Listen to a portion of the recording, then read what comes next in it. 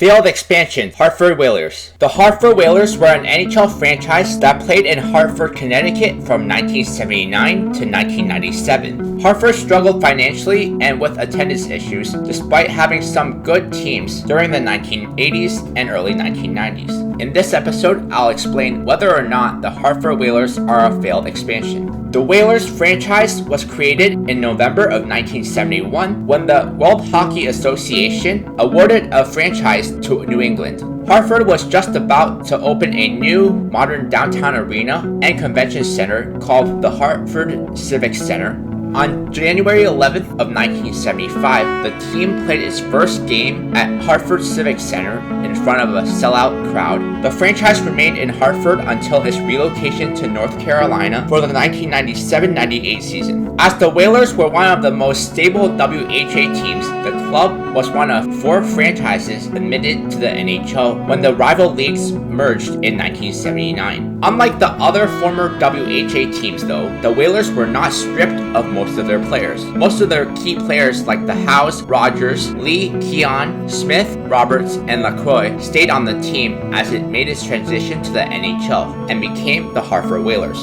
The team struggled initially in the NHL, facing much stronger competition. However, they had a passionate fan base in Hartford and became a symbol of the city. The Hartford Whalers had a strong team during the 1980s, with notable players such as Ron Francis, Kevin Dineen, and Pat Verbeek, among others. Ron Francis in particular was the face of the franchise for many years. On March 4th, 1991, Francis was traded to the Pittsburgh Penguins along with Ulf Samuelsson and Grant Jennings in exchange for John Cullen, Charlie Slepsky, and Jeff Parker.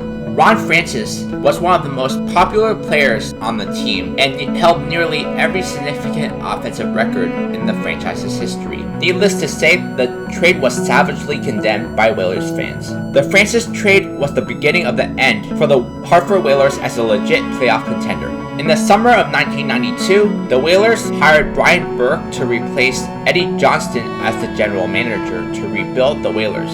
Burke immediately hired Paul Holmgren to be the Whalers' new head coach. Since the 92-93 season was a rebuilding year for the Whalers, they finished the season with only 58 points, the second worst point total in franchise history, and missed the playoffs for the first time since 1985. The Whalers entered the 93-94 season as a member of the Northeast Division of the Eastern Conference and had high hopes from a core of young, talented players. Unfortunately, problems began at management level when GM Brian Burke announced he would resign. After Burke left, Paul Holmgren took over as both the head coach and the GM, but Holmgren was not able to handle both jobs. As a result, Pierre Maguire was hired to be the new head coach of the Hartford Whalers. But the coaching change did not help the Whalers, as Maguire was not popular with the players, so the Whalers continued to struggle. The Whalers finished the season with only 63 points, only a 5-point improvement from the previous season. In the summer of 1994, the Whalers were purchased in a deal brokered by the Connecticut Development Authority by Computerware CEO Peter Karmanos, along with partners Thomas Thews and Jim Rutherford. Frustrated with lackluster attendance and little corporate support, he announced the Whalers were unable to sell at least 11,000 season tickets for the 96-97 season, and he would likely move the team. Thus, on April 13, 1997, the Whalers played their last game in Hartford, and the very next season, the franchise was relocated to Carolina to become the Carolina Hurricanes. The Whalers remain a beloved team, and their logo and merchandise are still very popular. The Carolina Hurricanes have honored the Whalers' legacy with their Whalers Night games, where they wear the team's original Whalers jerseys.